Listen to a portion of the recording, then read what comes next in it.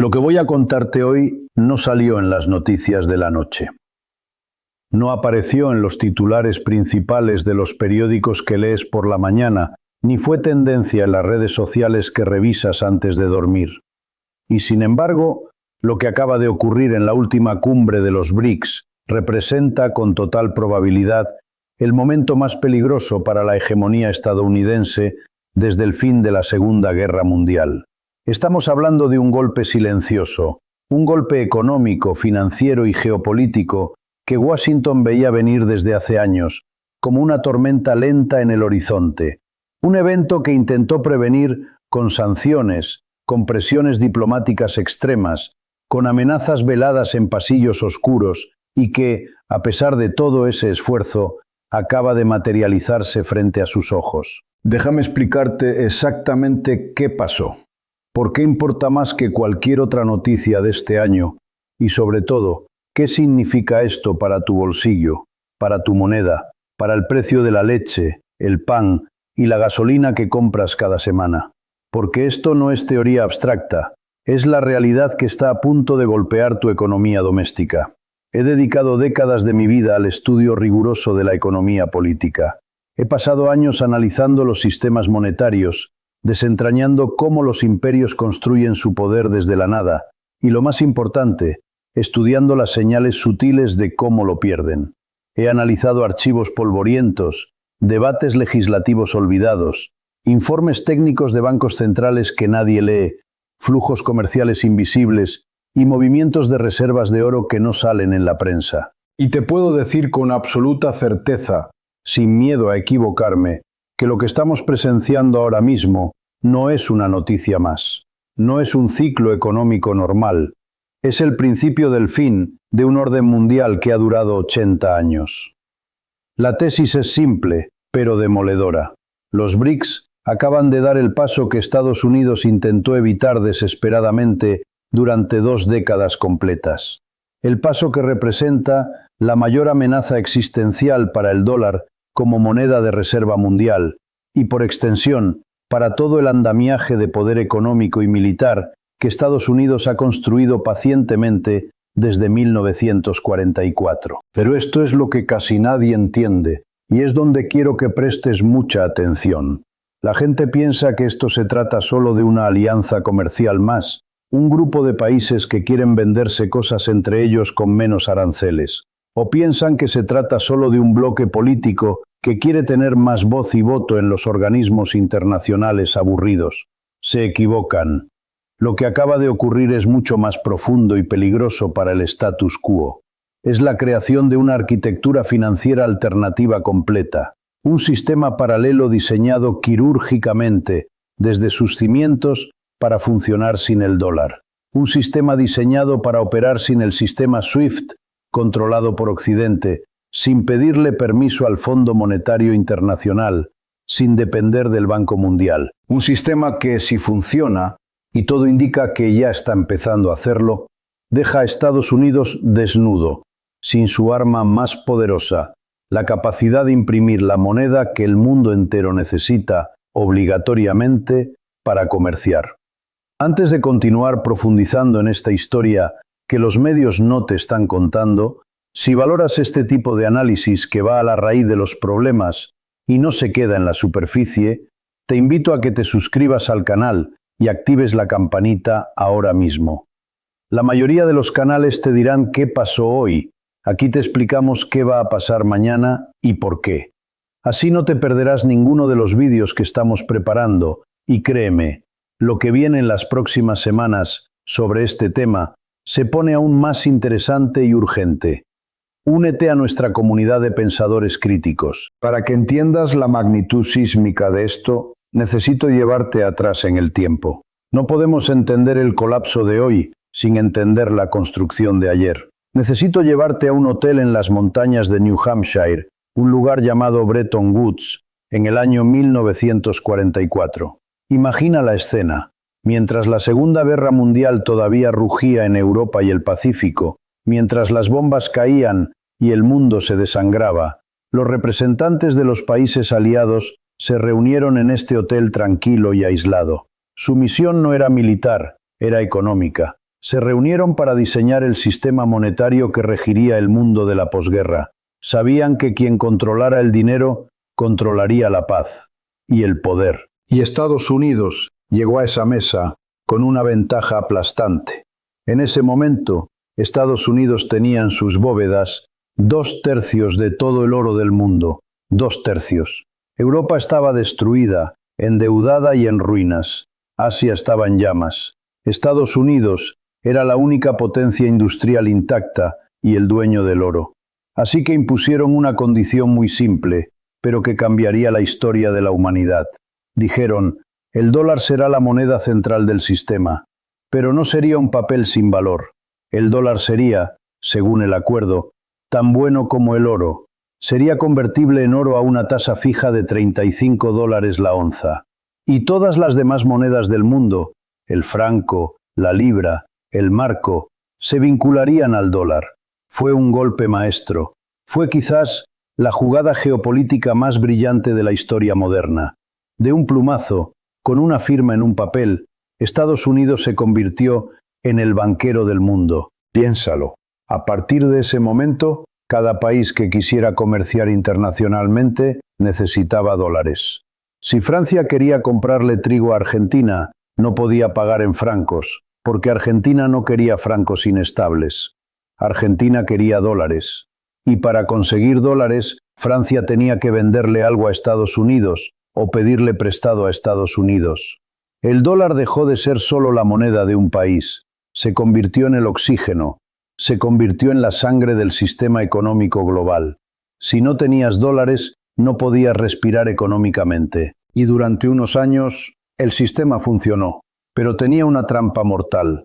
Una trampa que Estados Unidos activó por codicia y necesidad política. A medida que pasaban los años, especialmente en la década de 1960, Estados Unidos empezó a gastar más de lo que tenía. Empezó a imprimir más dólares de los que podía respaldar con su oro. Financiaron la guerra de Vietnam, financiaron programas sociales masivos, financiaron su expansión global, todo imprimiendo billetes. Los países europeos, especialmente Francia, se dieron cuenta. Empezaron a sospechar que Estados Unidos estaba haciendo trampa. Empezaron a ver que había demasiados dólares circulando y no suficiente oro en Fort Knox. Así que hicieron lo lógico. Empezaron a devolver sus dólares a Washington y a exigir el oro que se les había prometido. «Toma tus papeles verdes, dame mi metal amarillo», dijeron. Las reservas de oro de Estados Unidos empezaron a vaciarse a una velocidad alarmante. El sistema estaba colapsando. Washington estaba acorralado. Si seguían entregando oro, se quedarían sin nada. Si dejaban de entregar oro, admitirían que el dólar no valía lo que decían. Y aquí viene el primer gran giro de esta historia, el momento que debió haber sido el fin, pero fue solo el comienzo de una tiranía monetaria aún mayor. Era el 15 de agosto de 1971. El presidente Richard Nixon apareció en la televisión nacional, interrumpiendo la programación más popular de la época.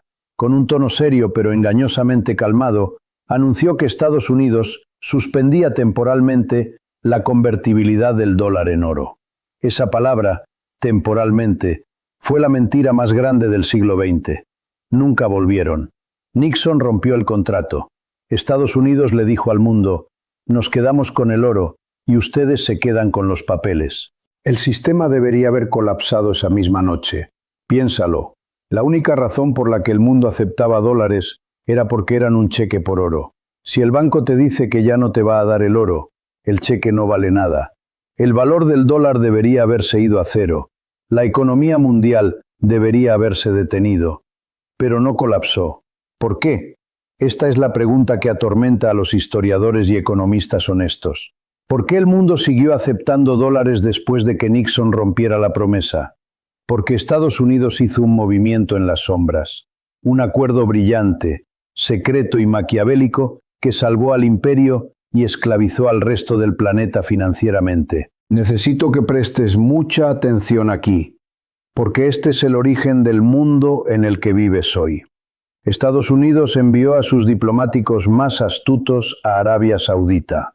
Arabia Saudita tenía algo que el mundo necesitaba desesperadamente, más que el oro, petróleo. El petróleo es la energía que mueve todo. Sin petróleo, las fábricas se detienen, los autos no andan, las luces se apagan, los ejércitos se paralizan. Es el recurso más importante del planeta. El trato que propuso Washington fue simple y brutal. Le dijeron a la Casa de Saúd, la familia real que gobernaba el desierto: nosotros garantizaremos su seguridad militar para siempre.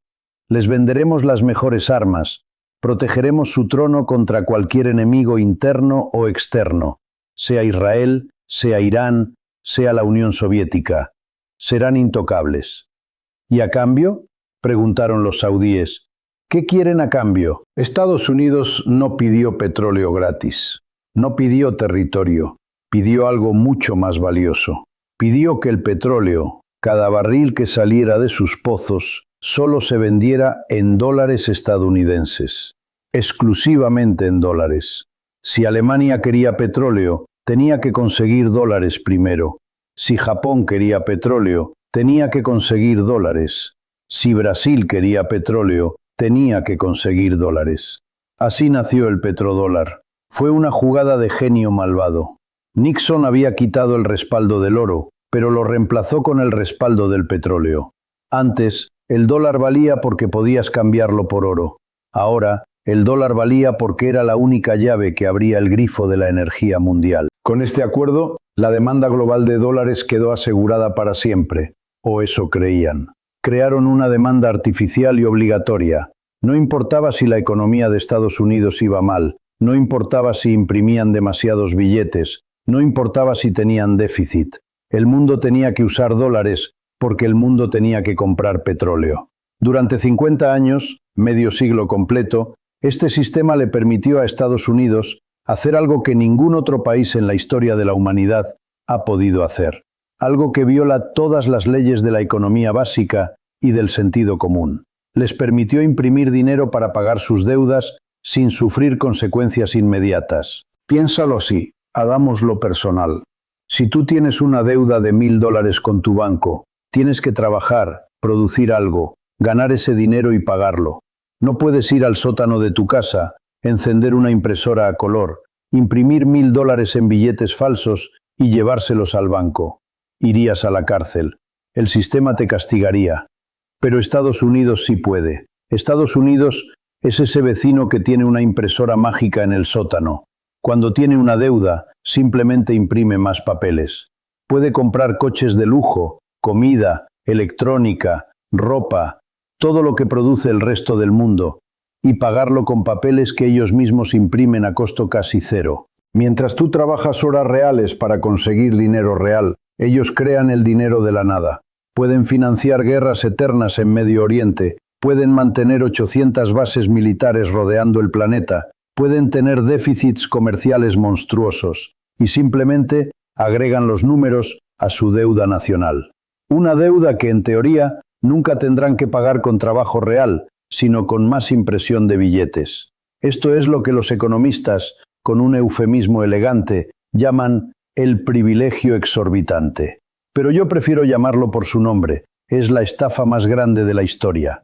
Es la capacidad de vivir por encima de tus medios, década tras década, porque controlas la moneda que todos los demás necesitan para sobrevivir. Es como si fueras el dueño de la única gasolinera en 1000 kilómetros a la redonda, en medio de un desierto.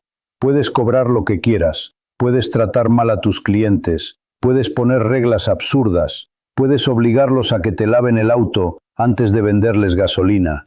¿Por qué? Porque no tienen alternativa. Tienen que pasar por ti o se quedan varados en el desierto y mueren. Puedes abusar de tu posición porque eres indispensable. Y Estados Unidos abusó. Usó ese poder no solo para enriquecerse, sino para castigar, para sancionar, para decidir quién comía y quién no en la mesa del comercio global. Pero, y aquí es donde la historia da un giro que Washington, en su arrogancia, nunca calculó. ¿Qué pasa si un día, justo enfrente de tu gasolinera, cruza la calle, se abre otra gasolinera? ¿Qué pasa si esa nueva gasolinera es más moderna, no te obliga a lavarles el auto, acepta diferentes formas de pago y te trata con respeto? De repente, tu monopolio se rompe. De repente, tu poder de coerción desaparece. De repente, todos esos clientes a los que maltrataste durante 50 años tienen a dónde ir. Eso, amigo mío, es exactamente lo que acaba de cambiar. Eso es lo que los BRICS acaban de construir. No es solo una reunión de presidentes para la foto. Han abierto la segunda gasolinera, y la fila de clientes que quieren cambiarse de lado es kilométrica. Déjame contarte sobre los BRICS. Originalmente era un acrónimo inventado por un banquero de Goldman Sachs en 2001. Brasil, Rusia, India, China. Luego se unió Sudáfrica. Parecía un grupo dispar, países con culturas diferentes, sistemas políticos diferentes, rivalidades históricas incluso. Washington los miró con desdén. Nunca se pondrán de acuerdo, decían en los pasillos del Departamento de Estado. No tienen nada en común excepto que no son nosotros. Pero subestimaron el pegamento más fuerte que existe en la geopolítica, la necesidad de supervivencia frente a un matón. La agresividad del uso del dólar como arma unió a estos países más que cualquier ideología. Y ahora, los BRICS acaban de expandirse de una manera que los planificadores en Washington no anticiparon en sus peores pesadillas. No se unieron países pequeños o irrelevantes. Mira la lista. Irán, una potencia energética y militar regional. Emiratos Árabes Unidos, un centro financiero global. Egipto, el dueño del Canal de Suez. Etiopía, la sede de la Unión Africana. Y la joya de la corona, el golpe que nadie vio venir hasta que fue demasiado tarde. Arabia Saudita. Pero de eso hablaremos más adelante, porque el papel de Arabia Saudita merece su propio capítulo en esta historia de traición y realismo político. Lo importante ahora es entender que esto ya no es un club de países descontentos, es una masa crítica. Estamos hablando de un bloque que con sus nuevos miembros representa casi la mitad de la población mundial, la mitad de la humanidad. Representan más de un tercio del Producto Interno Bruto global, superando ya al G7 en términos de paridad de poder adquisitivo. Y lo más importante, lo que realmente hace temblar a los estrategas militares y económicos. Controlan una parte enorme, la mayoría absoluta, de los recursos naturales del planeta. Petróleo, gas, tierras raras, litio, cobalto, alimentos. Las cosas reales, las cosas que necesitas para construir iPhones, misiles, autos eléctricos y para alimentar a tu población. Occidente controla las finanzas, los seguros, las marcas y el marketing. Los BRICS controlan las cosas. Y en un conflicto, ¿qué prefieres tener? ¿Un papel que dice que eres dueño de algo o la cosa misma? Pero el número de países o su PIB no es lo que asustó a Washington la semana pasada. Lo que hizo sonar las alarmas en la Reserva Federal y en el Pentágono no fue la foto de familia de los líderes. Fue lo que estos países acaban de anunciar oficialmente. La creación operativa de un sistema de pagos alternativo, un mecanismo para mover dinero alrededor del mundo que no pasa por el dólar, que no toca Nueva York y que es invisible para los ojos de la NSA y el Tesoro de Estados Unidos. Para entender por qué esto es tan revolucionario y por qué es una daga en el corazón del imperio, tengo que explicarte qué es el sistema SWIFT. Probablemente has escuchado la palabra en las noticias, generalmente asociada a sanciones. Vamos a sacar a Rusia del SWIFT, decían. Pero, ¿qué es realmente? El SWIFT no es un banco. Es el sistema nervioso del comercio internacional. Es la red de mensajería segura que usan miles de bancos en todo el mundo para decirse unos a otros: oye, Juan en México le está enviando $10.000 a Hans en Alemania. Sin esa mensajería, el dinero no se mueve. Los bancos se quedan ciegos y mudos. Si tu banco en Ciudad de México, Bogotá o Madrid quiere pagarle a un proveedor en China o Alemania, esa transacción, esa información, pasa por los cables del SWIFT. Y aquí está el truco. El SWIFT, aunque técnicamente es una cooperativa con sede en Bélgica, está controlado de facto por Occidente. Está sometido a las leyes y presiones de Estados Unidos y la Unión Europea. Esto le ha dado a Estados Unidos un poder de Dios sobre la economía global, un poder de vida o muerte sobre las naciones. Cuando Washington quiere castigar a un país porque no le gusta su política, porque no obedece o porque quiere cambiar su régimen, no necesita enviar marines. No necesita bombardear sus puertos. Simplemente levanta el teléfono y ordena: desconecta a este país del SWIFT. Es lo que hicieron con Irán, estrangulando su economía durante décadas. Es lo que hicieron con Venezuela. Y es lo que intentaron hacer, en la madre de todas las sanciones, con Rusia después de la invasión a Ucrania en 2022. Es un arma devastadora.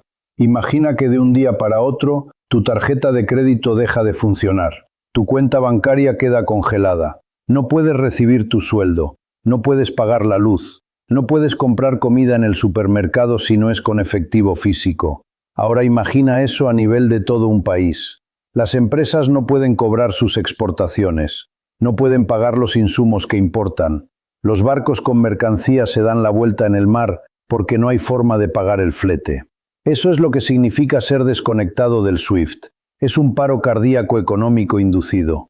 Durante años, esta amenaza fue suficiente para mantener a los países en línea. El miedo a ser excluido del sistema dólar era el garrote invisible que mantenía el orden imperial. Nadie, absolutamente nadie, quería arriesgarse a quedar fuera del sistema circulatorio de la economía global. Era un suicidio. Pero entonces, Rusia demostró algo que cambió la psicología del mundo para siempre. Algo crucial, algo que los historiadores recordarán como el punto de inflexión. Rusia demostró que se puede sobrevivir.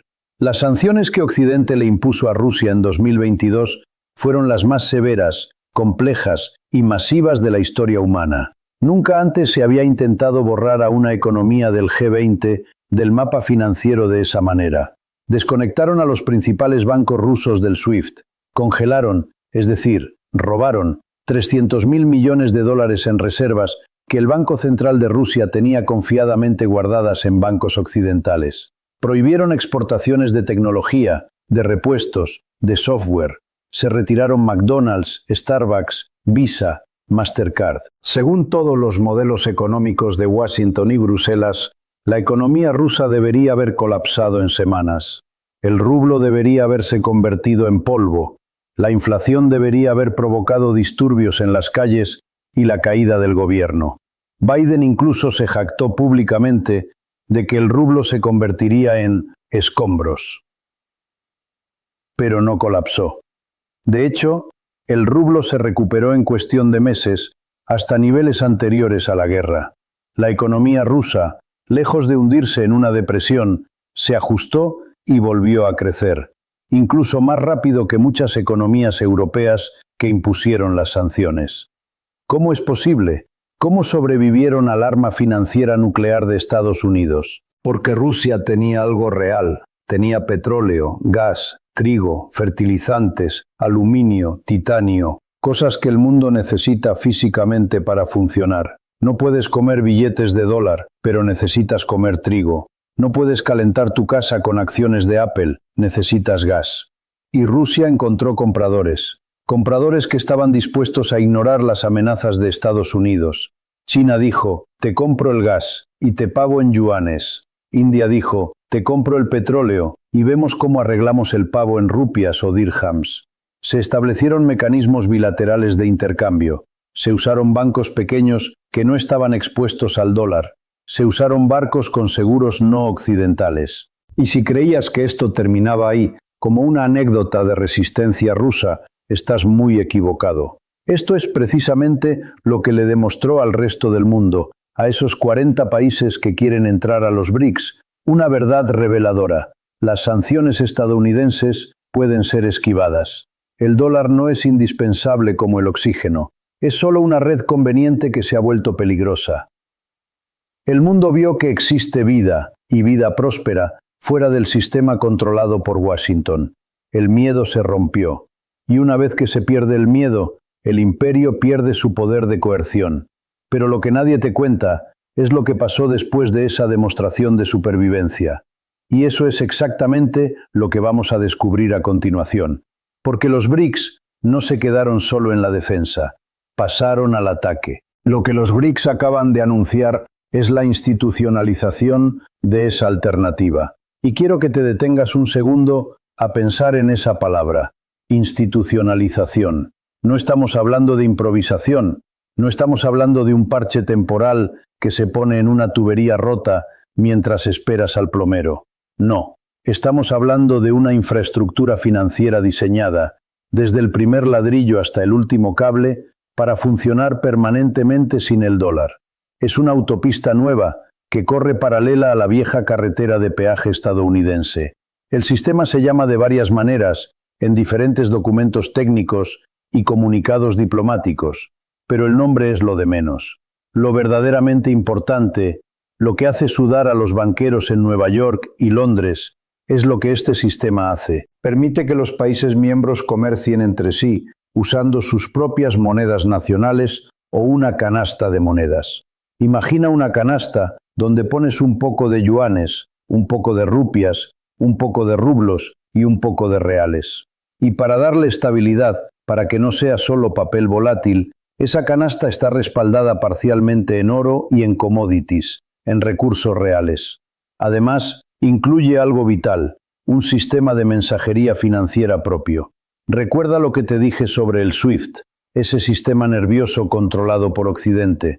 Bueno, los BRICS han creado su propio sistema nervioso, un sistema que reemplaza al SWIFT, un sistema donde la NSA no puede escuchar las llamadas, donde el Departamento del Tesoro no puede cortar la línea, y propone mecanismos de compensación que permiten equilibrar los balances comerciales sin necesidad de tocar un solo dólar.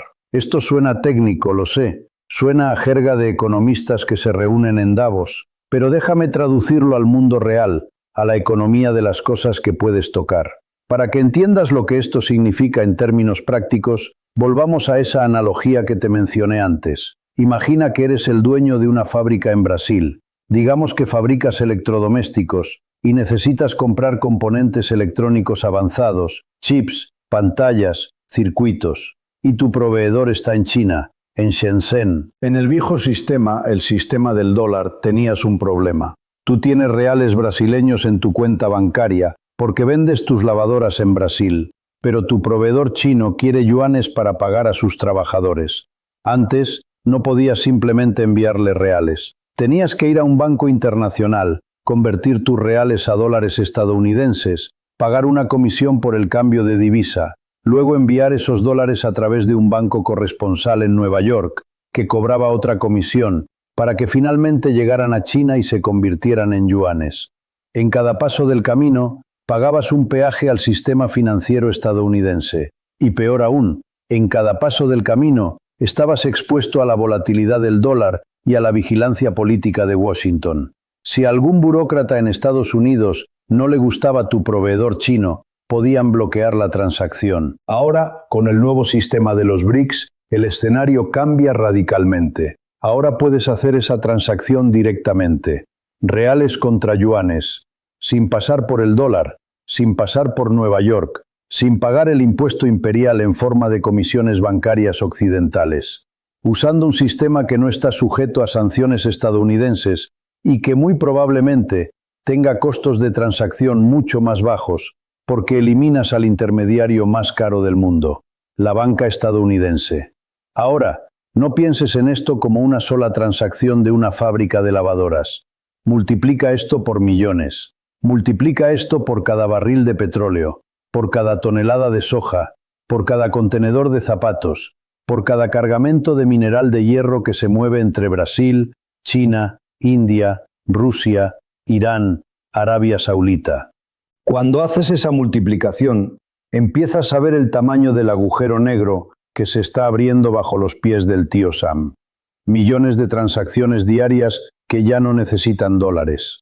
Millones de transacciones donde el dólar es irrelevante.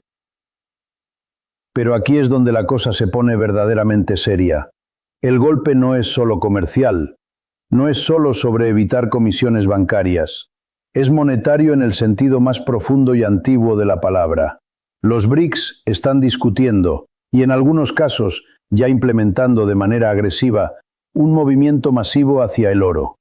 El oro, ese metal bárbaro que los economistas modernos, los keynesianos y los monetaristas han tratado de despreciar durante décadas.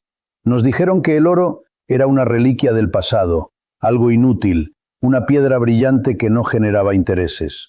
Nos dijeron que el dinero moderno el dinero fiduciario impreso por los gobiernos, era superior porque era flexible. Pero si el oro es tan inútil, ¿por qué los bancos centrales de China, Rusia, India y otros países del bloque han estado comprando oro a un ritmo sin precedentes en la historia moderna? Los registros son públicos para quien quiera buscarlos. Muestran que solo el Banco Central chino ha adquirido cientos de toneladas en los últimos 2 años. Y eso es solo lo que declaran oficialmente. Muchos analistas sospechan que las compras reales son mucho mayores, ocultas a través de agencias estatales. Rusia ha más que duplicado sus reservas de oro desde que comenzaron las tensiones serias con Occidente hace una década. Han estado cambiando sistemáticamente sus dólares y euros por lingotes físicos. Y lo más significativo, algo que debería estar en todas las portadas, están repatriando el oro. Muchos países, por costumbre y seguridad, tenían su oro almacenado en bóvedas en Londres, en el Banco de Inglaterra, y en Nueva York, en la Reserva Federal. Era una señal de confianza en el sistema occidental, pero esa confianza se rompió. Están trayendo el oro de vuelta a casa, están vaciando las bóvedas de Londres y llenándolas de Moscú, Pekín y Mumbai. ¿Por qué importa esto? ¿Por qué tanta molestia por un metal pesado? Porque el oro tiene una cualidad que ningún billete de dólar, ningún bono del tesoro y ningún euro digital tiene. El oro es el único dinero que no es deuda de nadie. Piénsalo. Cuando tienes un billete de $100 en tu bolsillo o $1.000.000 en bonos del Tesoro de Estados Unidos, lo que tienes en realidad es un pagaré. Es una promesa de pago del gobierno estadounidense. Su valor depende de la solvencia, la honestidad y la buena voluntad de ese gobierno. Si Estados Unidos decide, por razones políticas o de guerra, congelar esos dólares, como hizo con Rusia, te quedas sin nada. Tu riqueza se evapora en un segundo con un clic en un ordenador en Washington. El pagaré se cancela. Pero si tienes oro físico, oro real, en tu propio territorio, en tu propia bóveda, custodiado por tu propio ejército, nadie te lo puede quitar con un teclazo. Nadie puede sancionar un lingote de oro que tú posees físicamente. El oro es soberanía. El oro es independencia. Lo que los BRICS están construyendo es un sistema monetario con anclaje real. No estoy diciendo que vayan a volver al patrón oro clásico del siglo XIX, donde cada billete podía cambiarse por monedas de oro en la ventanilla del banco. No hay suficiente oro en el mundo para respaldar el tamaño de la economía global actual de esa manera. Sería deflacionario. Pero sí están construyendo un sistema con un componente de respaldo físico. Un sistema donde el valor de la moneda no dependa solo de la fe y crédito de un gobierno endeudado, sino de activos tangibles. Es un retorno a la realidad después de 50 años de fantasía fiduciaria. El dólar perdió ese anclaje hace medio siglo con Nixon, y ahora los BRICS lo están recuperando. Y ahora, déjame hablarte del ingrediente secreto, el catalizador, el factor que hace que todo esto pase de ser un proyecto ambicioso a una amenaza mortal e inmediata para el petrodólar. Arabia Saudita. Cuando Arabia Saudita fue invitada a unirse a los BRICS en la cumbre de Johannesburgo, muchos analistas occidentales, sentados en sus cómodas oficinas de Nueva York y Londres, se rieron, o al menos sonrieron con condescendencia. Pensaron que era algo simbólico, un gesto diplomático sin dientes. Pensaron, los saudíes jamás traicionarían su alianza de medio siglo con Estados Unidos.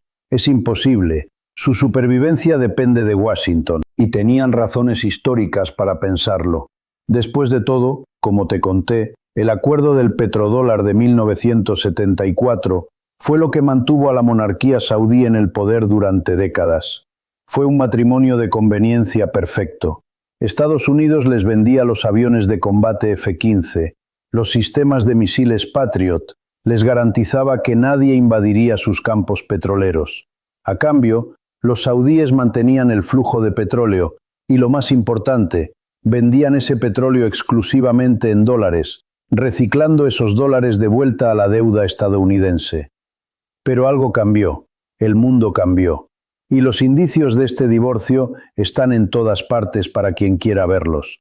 aunque la prensa occidental intente minimizarlos. Arabia Saudita, bajo el liderazgo del príncipe heredero Mohammed bin Salman, ha hecho movimientos que hace 10 años hubieran sido impensables. Han anunciado públicamente que están dispuestos a vender petróleo en otras monedas, específicamente en yuanes chinos. No es una amenaza vacía, ya lo están haciendo con China, su mayor cliente. China compra mucho más petróleo saudí que Estados Unidos hoy en día. ¿Por qué deberían pagar en dólares americanos por un producto saudí que va a China? No tiene sentido económico, solo geopolítico. Y la geopolítica está cambiando. Pero hay más. Arabia Saudita ha firmado acuerdos de cooperación petrolera con Rusia en el marco de la OPEP+. Han coordinado recortes de producción para mantener el precio del petróleo alto, incluso cuando Joe Biden les rogaba que bajaran los precios para ayudar a la economía estadounidense antes de las elecciones. Los saudíes eligieron su propio interés y el de sus socios rusos por encima de los deseos de Washington. Y el golpe diplomático más duro, Arabia Saudita ha restablecido relaciones diplomáticas con Irán. Irán, su archienemigo regional. ¿Y sabes quién medió ese acuerdo de paz? No fue Estados Unidos, no fue la ONU, fue China. Pekín logró en unos meses lo que Washington no quiso o no pudo hacer en décadas: traer estabilidad a la región sin disparar una bala. En la última cumbre de los BRICS, el príncipe heredero saudí no fue tratado como un vasallo de Estados Unidos. Fue recibido con honores de jefe de Estado de una potencia emergente. Fue la confirmación visual del cambio de bando. Esto es el equivalente geopolítico de un terremoto de grado 9. El petrodólar, ese pilar fundamental, esa columna vertebral que ha sostenido el poder financiero estadounidense desde 1973, está siendo erosionado, agrietado y desmantelado por el mismo país que lo hizo posible. Si Arabia Saudita empieza a vender petróleo en yuanes, rupias y euros de manera masiva, la demanda global de dólares sufrirá un colapso estructural. Y aquí viene la pregunta que deberías estar haciéndote ahora mismo, mientras escuchas esto. La pregunta del millón: ¿qué pasa realmente cuando el mundo ya no necesita tantos dólares? ¿Qué pasa cuando esa demanda artificial desaparece? Te lo voy a explicar con una analogía muy simple, para que nadie te pueda confundir con tecnicismos complicados. Volvamos a la analogía de la tienda del pueblo que mencioné al principio, pero profundicemos en ella. Imagina que tú tienes esa tienda, eres el dueño, y durante años la única forma de pago que aceptas es una moneda especial que son vales firmados por ti, vales que tú produces en tu oficina con una fotocopiadora. Todos en el pueblo, los granjeros, el panadero, el herrero, necesitan tus vales para comprarte cosas esenciales, así que demandan tus vales. Trabajan duro para conseguir tus vales. Te dan sus productos reales, trigo, herramientas, zapatos, a cambio de tus papeles fotocopiados. Tú vives de maravilla. Puedes producir más vales cuando quieras. Si quieres comprarte una casa nueva, imprimes vales. Si quieres contratar seguridad privada, imprimes vales. Total, la gente los acepta porque los necesita para comprar en tu tienda. Tienes el control de la imprenta. Es una vida de ensueño. Pero un día, un grupo de comerciantes del pueblo, cansados de tus reglas y de que cambies el valor de los vales cuando te da la gana, decide crear su propia moneda. O deciden empezar a aceptar oro, o plata, o intercambiar bienes directamente. Y otros negocios empiezan a aceptarla. La nueva gasolinera de enfrente acepta la nueva moneda. El supermercado nuevo acepta la nueva moneda. De repente, la demanda por tus vales cae en picada. La gente ya no se mata trabajando para conseguir tus papeles. Ahora tienes un problema grave. Tienes montañas de vales que imprimiste durante los años de bonanza, circulando por el pueblo. Y ahora nadie los quiere. Esos vales empiezan a volver a tu tienda. La gente viene y te dice: toma tus papeles, dame mercancía real. Y lo que antes era un privilegio, ahora es tu ruina. Toda esa moneda extra que imprimiste, toda esa inflación que exportaste al resto del pueblo, regresa a ti como un boomerang. Empieza a perder valor aceleradamente. Lo que ayer compraba 10 cosas en tu tienda, Hoy compra 5, mañana comprará 2. Tus estanterías se vacían y tus papeles se acumulan en la basura. Eso, exactamente eso, es lo que le puede pasar y lo que le va a pasar al dólar estadounidense. Los dólares que han estado circulando por el mundo, guardados en bóvedas de bancos centrales extranjeros, usados para comprar petróleo, usados para el comercio global, si dejan de ser necesarios, van a volver a casa. Van a volver a la economía de Estados Unidos. Y cuando billones de dólares regresen a buscar bienes reales en la economía estadounidense, el resultado tiene un solo nombre: hiperinflación. O al menos una inflación estructural y crónica que devorará los ahorros de la clase media estadounidense. Los síntomas ya no son teóricos, ya son visibles.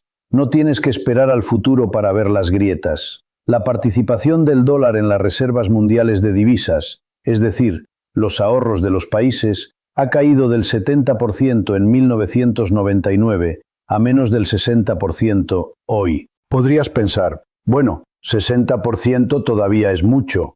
Y tienes razón, sigue siendo dominante. Pero la tendencia es clara y se está acelerando. En términos absolutos, estamos hablando de billones de dólares que los bancos centrales del mundo han decidido, conscientemente, no mantener en dólares. Han decidido diversificar, han decidido comprar yuanes, euros y, sobre todo, oro físico. Es un voto de desconfianza silencioso pero masivo. Mientras tanto, miremos el otro lado de la ecuación, la salud financiera de la tienda, es decir, de Estados Unidos. La deuda nacional de Estados Unidos ha superado los 34 billones de dólares. 34 trillions en inglés. Es un número tan grande que el cerebro humano no puede procesarlo realmente. Pero déjame darte un dato que sí vas a entender y que te va a helar la sangre. Solo los intereses de esa deuda, solo el pago mínimo de la tarjeta de crédito, por así decirlo, ya consumen casi $1 billón al año. Escucha bien. Estados Unidos gasta más en pagar intereses a sus acreedores que en todo su presupuesto de defensa. Gasta más en intereses que en Medicare. Es la partida de gasto que más rápido está creciendo en todo el presupuesto federal. Es un cáncer financiero que crece exponencialmente. Y aquí está el dilema mortal, la trampa jaque mate que Washington enfrenta y de la que no se habla en los noticieros porque es demasiado aterradora. Tienen dos opciones, y ambas son catastróficas. Opción A: la Reserva Federal sube las tasas de interés o las mantiene altas para luchar contra la inflación y defender el valor del dólar, para que los extranjeros no lo vendan. Pero si hacen eso, el costo de pagar la deuda nacional se dispara. El gobierno tendría que imprimir aún más dinero solo para pagar los intereses, lo que crearía más inflación. El perro se muerde la cola.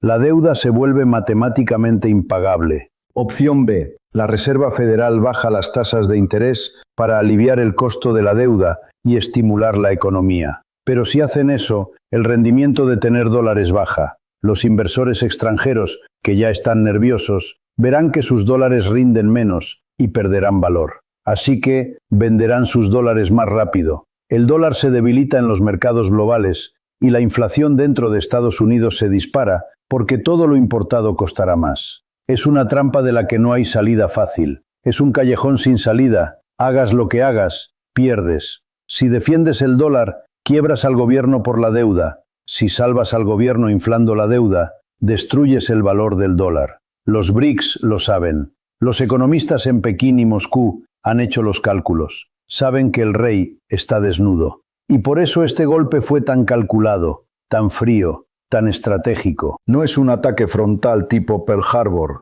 No es una invasión militar. No es una declaración de guerra estridente. Es algo mucho más sutil y efectivo. Es la construcción paciente de una alternativa. Una balsa salvavidas. Están construyendo una balsa para ellos y para el resto del mundo, mientras ven cómo el Titanic del sistema dólar se dirige lentamente hacia el iceberg de su propia deuda. Una alternativa que cada día será más atractiva para los países cansados. Cansados de tener que pedir permiso para comerciar, cansados de las sanciones extraterritoriales, cansados de la volatilidad que exporta la Reserva Federal, cansados de las condiciones de austeridad del FMI. La atracción gravitacional de los BRICS no es ideológica, es funcional. Ofrecen un sistema que promete soberanía en lugar de sumisión, y esa es una oferta que muchos países, desde África hasta América Latina, encuentran imposible de rechazar. Ahora bien, podrías preguntarte, si esto es tan obvio, si los números de la deuda son públicos, si los movimientos de oro son visibles, ¿por qué Estados Unidos no hace nada? ¿Por qué parece que caminan sonámbulos hacia el precipicio? Para responder a eso, tenemos que entrar en la mente de la élite estadounidense. Déjame mostrarte la capa psicológica de todo esto, porque es fundamental para entender por qué la superpotencia está tan paralizada frente a su propio declive. Lo que voy a contarte hoy no salió en las noticias de la noche. No apareció en los titulares principales de los periódicos que lees por la mañana, ni fue tendencia en las redes sociales que revisas antes de dormir. Y sin embargo, lo que acaba de ocurrir en la última cumbre de los BRICS representa con total probabilidad el momento más peligroso para la hegemonía estadounidense desde el fin de la Segunda Guerra Mundial. Estamos hablando de un golpe silencioso, un golpe económico, financiero y geopolítico que Washington veía venir desde hace años, como una tormenta lenta en el horizonte. Un evento que intentó prevenir con sanciones, con presiones diplomáticas extremas, con amenazas veladas en pasillos oscuros y que, a pesar de todo ese esfuerzo, acaba de materializarse frente a sus ojos. Déjame explicarte exactamente qué pasó. ¿Por qué importa más que cualquier otra noticia de este año? Y sobre todo, ¿qué significa esto para tu bolsillo, para tu moneda, para el precio de la leche, el pan y la gasolina que compras cada semana? Porque esto no es teoría abstracta, es la realidad que está a punto de golpear tu economía doméstica. He dedicado décadas de mi vida al estudio riguroso de la economía política. He pasado años analizando los sistemas monetarios, desentrañando cómo los imperios construyen su poder desde la nada, y lo más importante, estudiando las señales sutiles de cómo lo pierden.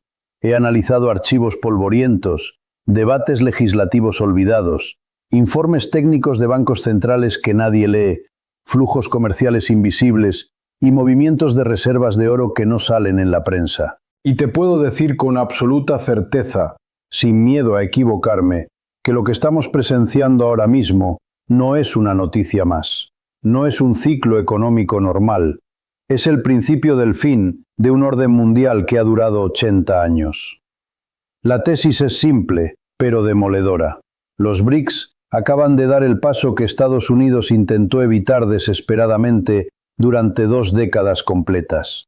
El paso que representa la mayor amenaza existencial para el dólar como moneda de reserva mundial y, por extensión, para todo el andamiaje de poder económico y militar que Estados Unidos ha construido pacientemente desde 1944. Pero esto es lo que casi nadie entiende, y es donde quiero que prestes mucha atención. La gente piensa que esto se trata solo de una alianza comercial más, un grupo de países que quieren venderse cosas entre ellos con menos aranceles. O piensan que se trata solo de un bloque político que quiere tener más voz y voto en los organismos internacionales aburridos. Se equivocan. Lo que acaba de ocurrir es mucho más profundo y peligroso para el status quo. Es la creación de una arquitectura financiera alternativa completa, un sistema paralelo diseñado quirúrgicamente desde sus cimientos para funcionar sin el dólar. Un sistema diseñado para operar sin el sistema SWIFT, controlado por Occidente, sin pedirle permiso al Fondo Monetario Internacional, sin depender del Banco Mundial. Un sistema que, si funciona, y todo indica que ya está empezando a hacerlo, deja a Estados Unidos desnudo, sin su arma más poderosa, la capacidad de imprimir la moneda que el mundo entero necesita, obligatoriamente, para comerciar. Antes de continuar profundizando en esta historia que los medios no te están contando, si valoras este tipo de análisis que va a la raíz de los problemas y no se queda en la superficie, te invito a que te suscribas al canal y actives la campanita ahora mismo. La mayoría de los canales te dirán qué pasó hoy. Aquí te explicamos qué va a pasar mañana y por qué. Así no te perderás ninguno de los vídeos que estamos preparando y créeme, lo que viene en las próximas semanas sobre este tema se pone aún más interesante y urgente. Únete a nuestra comunidad de pensadores críticos. Para que entiendas la magnitud sísmica de esto, necesito llevarte atrás en el tiempo. No podemos entender el colapso de hoy sin entender la construcción de ayer. Necesito llevarte a un hotel en las montañas de New Hampshire, un lugar llamado Bretton Woods, en el año 1944. Imagina la escena. Mientras la Segunda Guerra Mundial todavía rugía en Europa y el Pacífico, mientras las bombas caían y el mundo se desangraba, los representantes de los países aliados se reunieron en este hotel tranquilo y aislado. Su misión no era militar, era económica. Se reunieron para diseñar el sistema monetario que regiría el mundo de la posguerra. Sabían que quien controlara el dinero, controlaría la paz y el poder. Y Estados Unidos llegó a esa mesa con una ventaja aplastante. En ese momento, Estados Unidos tenía en sus bóvedas 2/3 de todo el oro del mundo. 2/3. Europa estaba destruida, endeudada y en ruinas. Asia estaba en llamas. Estados Unidos era la única potencia industrial intacta y el dueño del oro. Así que impusieron una condición muy simple, pero que cambiaría la historia de la humanidad. Dijeron, el dólar será la moneda central del sistema, pero no sería un papel sin valor. El dólar sería, según el acuerdo, tan bueno como el oro. Sería convertible en oro a una tasa fija de $35 la onza. Y todas las demás monedas del mundo, el franco, la libra, el marco, se vincularían al dólar. Fue un golpe maestro. Fue quizás la jugada geopolítica más brillante de la historia moderna. De un plumazo, con una firma en un papel, Estados Unidos se convirtió en el banquero del mundo. Piénsalo. A partir de ese momento, cada país que quisiera comerciar internacionalmente necesitaba dólares. Si Francia quería comprarle trigo a Argentina, no podía pagar en francos, porque Argentina no quería francos inestables. Argentina quería dólares. Y para conseguir dólares, Francia tenía que venderle algo a Estados Unidos o pedirle prestado a Estados Unidos. El dólar dejó de ser solo la moneda de un país. Se convirtió en el oxígeno. Se convirtió en la sangre del sistema económico global. Si no tenías dólares, no podías respirar económicamente. Y durante unos años, el sistema funcionó. Pero tenía una trampa mortal. Una trampa que Estados Unidos activó por codicia y necesidad política. A medida que pasaban los años, especialmente en la década de 1960, Estados Unidos empezó a gastar más de lo que tenía. Empezó a imprimir más dólares de los que podía respaldar con su oro. Financiaron la guerra de Vietnam, financiaron programas sociales masivos, financiaron su expansión global, todo imprimiendo billetes. Los países europeos, especialmente Francia, se dieron cuenta. Empezaron a sospechar que Estados Unidos estaba haciendo trampa. Empezaron a ver que había demasiados dólares circulando y no suficiente oro en Fort Knox. Así que hicieron lo lógico. Empezaron a devolver sus dólares a Washington y a exigir el oro que se les había prometido. Toma tus papeles verdes, dame mi metal amarillo, dijeron. Las reservas de oro de Estados Unidos empezaron a vaciarse a una velocidad alarmante. El sistema estaba colapsando. Washington estaba acorralado. Si seguían entregando oro, se quedarían sin nada. Si dejaban de entregar oro, admitirían que el dólar no valía lo que decían. Y aquí viene el primer gran giro de esta historia, el momento que debió haber sido el fin, pero fue solo el comienzo de una tiranía monetaria aún mayor. Era el 15 de agosto de 1971. El presidente Richard Nixon apareció en la televisión nacional, interrumpiendo la programación más popular de la época. Con un tono serio pero engañosamente calmado, anunció que Estados Unidos suspendía temporalmente la convertibilidad del dólar en oro. Esa palabra, temporalmente, fue la mentira más grande del siglo XX. Nunca volvieron. Nixon rompió el contrato. Estados Unidos le dijo al mundo, nos quedamos con el oro y ustedes se quedan con los papeles. El sistema debería haber colapsado esa misma noche. Piénsalo. La única razón por la que el mundo aceptaba dólares era porque eran un cheque por oro. Si el banco te dice que ya no te va a dar el oro, el cheque no vale nada. El valor del dólar debería haberse ido a cero. La economía mundial debería haberse detenido. pero no colapsó. ¿Por qué? Esta es la pregunta que atormenta a los historiadores y economistas honestos. ¿Por qué el mundo siguió aceptando dólares después de que Nixon rompiera la promesa? Porque Estados Unidos hizo un movimiento en las sombras, un acuerdo brillante, secreto y maquiavélico que salvó al imperio y esclavizó al resto del planeta financieramente. Necesito que prestes mucha atención aquí, porque este es el origen del mundo en el que vives hoy. Estados Unidos envió a sus diplomáticos más astutos a Arabia Saudita.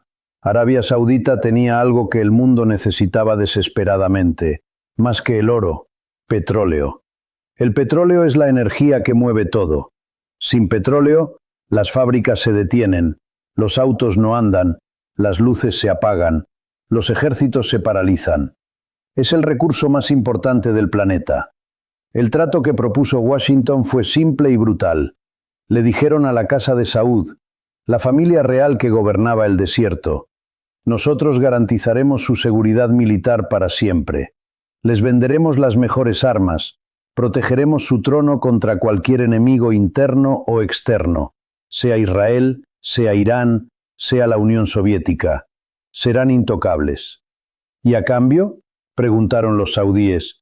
¿Qué quieren a cambio? Estados Unidos no pidió petróleo gratis, no pidió territorio, pidió algo mucho más valioso. Pidió que el petróleo, cada barril que saliera de sus pozos, solo se vendiera en dólares estadounidenses, exclusivamente en dólares. Si Alemania quería petróleo, tenía que conseguir dólares primero. Si Japón quería petróleo, tenía que conseguir dólares. Si Brasil quería petróleo, tenía que conseguir dólares. Así nació el petrodólar. Fue una jugada de genio malvado. Nixon había quitado el respaldo del oro, pero lo reemplazó con el respaldo del petróleo. Antes, el dólar valía porque podías cambiarlo por oro. Ahora, el dólar valía porque era la única llave que abría el grifo de la energía mundial. Con este acuerdo, la demanda global de dólares quedó asegurada para siempre, o eso creían. Crearon una demanda artificial y obligatoria. No importaba si la economía de Estados Unidos iba mal, no importaba si imprimían demasiados billetes, no importaba si tenían déficit. El mundo tenía que usar dólares porque el mundo tenía que comprar petróleo. Durante 50 años, medio siglo completo, este sistema le permitió a Estados Unidos hacer algo que ningún otro país en la historia de la humanidad ha podido hacer. Algo que viola todas las leyes de la economía básica y del sentido común. Les permitió imprimir dinero para pagar sus deudas sin sufrir consecuencias inmediatas. Piénsalo así, hagámoslo personal. Si tú tienes una deuda de $1000 con tu banco, tienes que trabajar, producir algo, ganar ese dinero y pagarlo. No puedes ir al sótano de tu casa, encender una impresora a color, imprimir $1000 en billetes falsos y llevárselos al banco. Irías a la cárcel. El sistema te castigaría. Pero Estados Unidos sí puede. Estados Unidos es ese vecino que tiene una impresora mágica en el sótano. Cuando tiene una deuda, simplemente imprime más papeles. Puede comprar coches de lujo, comida, electrónica, ropa, todo lo que produce el resto del mundo, y pagarlo con papeles que ellos mismos imprimen a costo casi cero. Mientras tú trabajas horas reales para conseguir dinero real, ellos crean el dinero de la nada.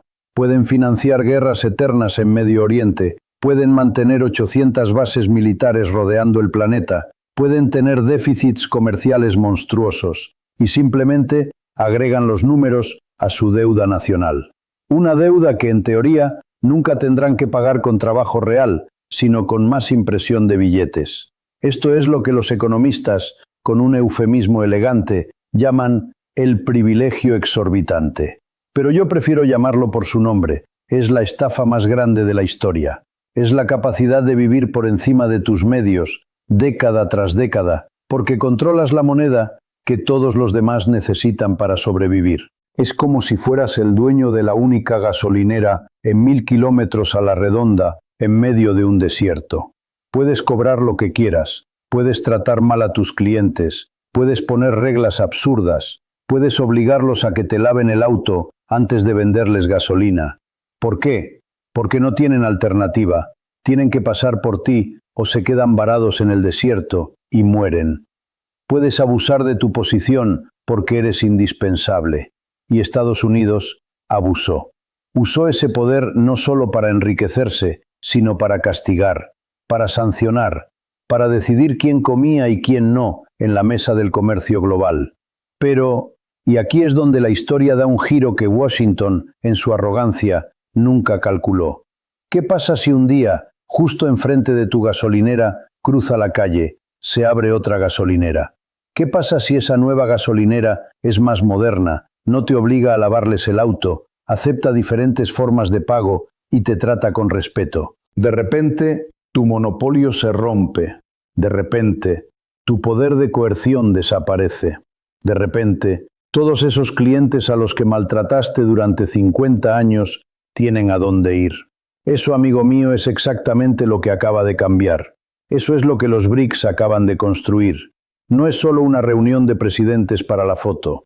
Han abierto la segunda gasolinera, y la fila de clientes que quieren cambiarse de lado es kilométrica. Déjame contarte sobre los BRICS. Originalmente era un acrónimo inventado por un banquero de Goldman Sachs en 2001.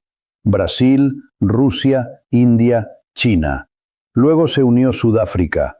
Parecía un grupo dispar, países con culturas diferentes, sistemas políticos diferentes, rivalidades históricas incluso. Washington los miró con desdén. Nunca se pondrán de acuerdo, decían en los pasillos del Departamento de Estado. No tienen nada en común excepto que no son nosotros. Pero subestimaron el pegamento más fuerte que existe en la geopolítica, la necesidad de supervivencia frente a un matón. La agresividad del uso del dólar como arma unió a estos países más que cualquier ideología. Y ahora, los BRICS acaban de expandirse de una manera que los planificadores en Washington no anticiparon en sus peores pesadillas. No se unieron países pequeños o irrelevantes. Mira la lista. Irán, una potencia energética y militar regional. Emiratos Árabes Unidos, un centro financiero global. Egipto, el dueño del Canal de Suez. Etiopía, la sede de la Unión Africana. Y la joya de la corona, el golpe que nadie vio venir hasta que fue demasiado tarde. Arabia Saudita. Pero de eso hablaremos más adelante, porque el papel de Arabia Saudita merece su propio capítulo en esta historia de traición y realismo político. Lo importante ahora es entender que esto ya no es un club de países descontentos, es una masa crítica. Estamos hablando de un bloque que con sus nuevos miembros representa casi la mitad de la población mundial, la mitad de la humanidad. Representan más de un tercio del Producto Interno Bruto global, superando ya al G7 en términos de paridad de poder adquisitivo. Y lo más importante, lo que realmente hace temblar a los estrategas militares y económicos. Controlan una parte enorme, la mayoría absoluta, de los recursos naturales del planeta. Petróleo, gas, tierras raras, litio, cobalto, alimentos. Las cosas reales, las cosas que necesitas para construir iPhones, misiles, autos eléctricos y para alimentar a tu población. Occidente controla las finanzas, los seguros, las marcas y el marketing. Los BRICS controlan las cosas. Y en un conflicto, ¿qué prefieres tener? ¿Un papel que dice que eres dueño de algo o la cosa misma? Pero el número de países o su PIB no es lo que asustó a Washington la semana pasada. Lo que hizo sonar las alarmas en la Reserva Federal y en el Pentágono no fue la foto de familia de los líderes. Fue lo que estos países acaban de anunciar oficialmente. La creación operativa de un sistema de pagos alternativo, un mecanismo para mover dinero alrededor del mundo que no pasa por el dólar, que no toca Nueva York y que es invisible para los ojos de la NSA y el Tesoro de Estados Unidos. Para entender por qué esto es tan revolucionario y por qué es una daga en el corazón del imperio, tengo que explicarte qué es el sistema SWIFT. Probablemente has escuchado la palabra en las noticias, generalmente asociada a sanciones. Vamos a sacar a Rusia del SWIFT, decían. Pero, ¿qué es realmente? El SWIFT no es un banco. Es el sistema nervioso del comercio internacional. Es la red de mensajería segura que usan miles de bancos en todo el mundo para decirse unos a otros: oye, Juan en México le está enviando $10,000 a Hans en Alemania. Sin esa mensajería, el dinero no se mueve. Los bancos se quedan ciegos y mudos. Si tu banco en Ciudad de México, Bogotá o Madrid quiere pagarle a un proveedor en China o Alemania, esa transacción, esa información, pasa por los cables del SWIFT. Y aquí está el truco. El SWIFT, aunque técnicamente es una cooperativa con sede en Bélgica, está controlado de facto por Occidente. Está sometido a las leyes y presiones de Estados Unidos y la Unión Europea. Esto le ha dado a Estados Unidos un poder de Dios sobre la economía global, un poder de vida o muerte sobre las naciones.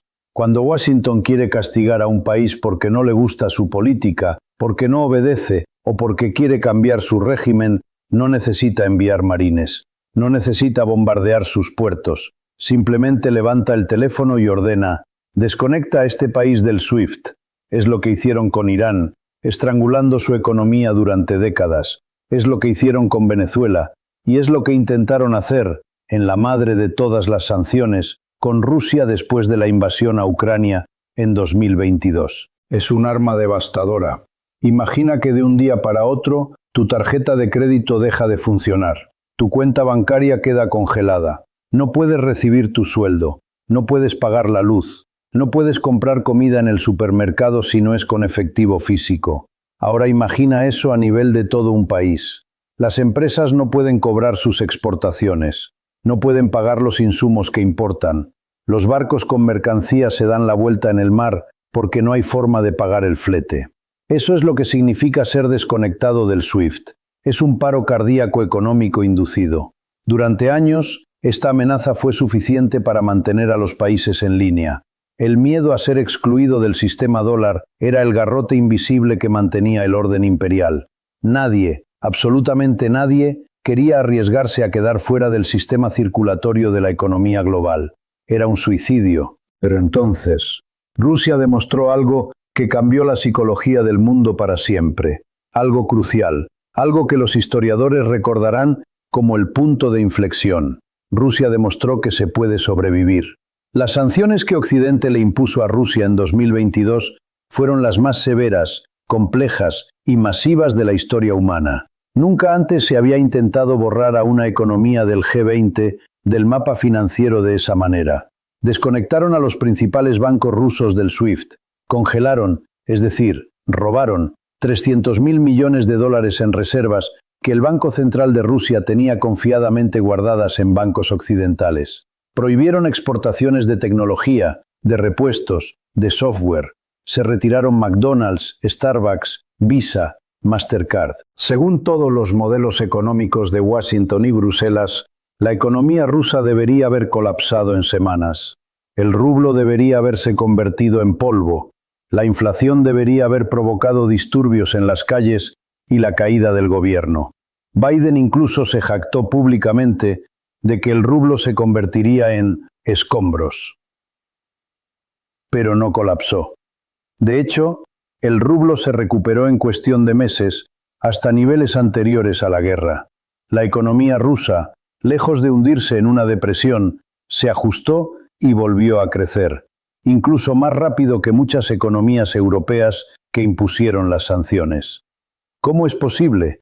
¿Cómo sobrevivieron al arma financiera nuclear de Estados Unidos? Porque Rusia tenía algo real. Tenía petróleo, gas, trigo, fertilizantes, aluminio, titanio, cosas que el mundo necesita físicamente para funcionar. No puedes comer billetes de dólar, pero necesitas comer trigo. No puedes calentar tu casa con acciones de Apple, necesitas gas. Y Rusia encontró compradores. Compradores que estaban dispuestos a ignorar las amenazas de Estados Unidos. China dijo: te compro el gas y te pago en yuanes. India dijo: te compro el petróleo y vemos cómo arreglamos el pavo en rupias o dirhams. Se establecieron mecanismos bilaterales de intercambio. Se usaron bancos pequeños que no estaban expuestos al dólar. Se usaron barcos con seguros no occidentales. Y si creías que esto terminaba ahí, como una anécdota de resistencia rusa, estás muy equivocado. Esto es precisamente lo que le demostró al resto del mundo, a esos 40 países que quieren entrar a los BRICS, una verdad reveladora. Las sanciones estadounidenses pueden ser esquivadas. El dólar no es indispensable como el oxígeno. Es solo una red conveniente que se ha vuelto peligrosa. El mundo vio que existe vida, y vida próspera fuera del sistema controlado por Washington. El miedo se rompió, y una vez que se pierde el miedo, el imperio pierde su poder de coerción. Pero lo que nadie te cuenta es lo que pasó después de esa demostración de supervivencia. Y eso es exactamente lo que vamos a descubrir a continuación. Porque los BRICS no se quedaron solo en la defensa, pasaron al ataque.